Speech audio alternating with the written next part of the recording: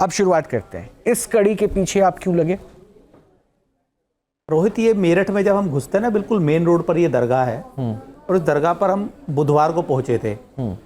अगर इस दरगाह पर आप अगर वीरवार को चले गए ना, थर्सडे को, तो 100-200 लोगों की लाइन लगी रहती है। और 100-200 महिलाएं अपने बच्चों को, ज्यादातर ये झाड़ा लगाते हैं और ऊपरी झाड़ फूक करते हैं और कई चीजों का, कई बीमारियों का इलाज करते हैं। हम जब मुजफ्फरनगर की तरफ जा रहे थे एक दिन, तो हमें किसी ने रास्ते में बताया था कि हमने किसी दरगाह का पता पूछा था, तो हम गलती से इस दरगाह पर चले गए थे, लेकिन वहां भीड़ इतनी थी कि हम इनसे मिल नहीं पाए। तो हमने एक दिन प्लान किया था कि वीरेंद्र जी और मैंने कि हम यहाँ पे जरूर आएंगे, एक दिन देखेंगे जरूर सच्चाई क्या है। और इसमें मेरी एक बार भी आवाज़ इसलिए नहीं आएगी क्योंकि मैं बाहर गाड़ी में बैठा हुआ था। गाड़ी में इसलिए बैठा हुआ था कि इनके 10-15 लोग हर वक्त, हम इसलिए इन्हें गाड़ी तक लाना चाहते थे। मैं बीच बीच में अपने वीरेंद्र सहयोगी से कह रहा था कि इन्हें ना किसी तरह गाड़ी में ले आइए, क्योंकि वहाँ ज़रा सा भी कुछ होने का मतलब था अपनी जान पे बनाना। क्योंकि इनके आसपास, इसलिए हमने तय किया मैं गाड़ी के आसपास रहूँगा, जरा सी कोई बात हो ताकि हम पब्लिक को किसी भी तरीके से कोई हेल्प, सहायता ले सकें, इसलिए हम अंदर है। ऑफ द रिकॉर्ड तो इन्होंने मुझसे कई बातें करी, तब हम पहले इनसे बातें करी। ये सोचिए रोहित, और दर्शकों को भी सोचना होगा, एक फोटो जो AI जनरेटेड है, जिसे हम अपने सिस्टम से निकालते हैं, उस फोटो को पहली नजर में इन्होंने देख के बता दिया कि इन्होंने आपके ऊपर कुछ किया हुआ।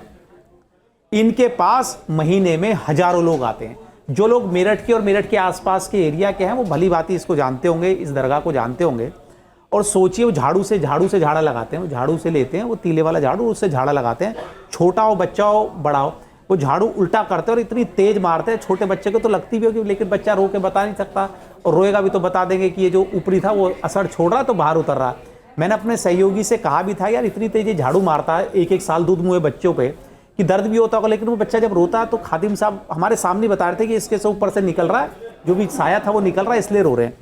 रोहित, सोचने वाली बात ये है, अभी आप आगे वीडियोस में देखेंगे भी, जो बिल्कुल मेन शहर में बैठे हैं और वहाँ पे पढ़ी लिखी आबादी भी आसपास है, बहुत घनी आबादी का क्षेत्र है वो, जो मेरठ का ये एरिया है, रिठानी एरिया। सोचिए, हजारों लोग वहाँ आते हैं, बिना देखे, बिना सोचे समझे। सबसे एक बात कह देना अनिल, एक पॉइंट मैं जरा आपसे समझ लूँ, उसके बाद मैं फैज भाई के पास जाऊँगा। अनिल, क्या समझ में आया? वो आस्था, देखिए आस्था तो बहुत अलग किस्म हो गए, मतलब एक अलग विषय हो गया, लेकिन अगर यहाँ हजारों की भीड़, आप बार बार इसको पॉइंट आउट कर रहे हैं, तो मैं यही समझ रहा था कि आस्था के नाम पे पाखंड का खेल चल रहा था और लोग शायद गुमराह थे।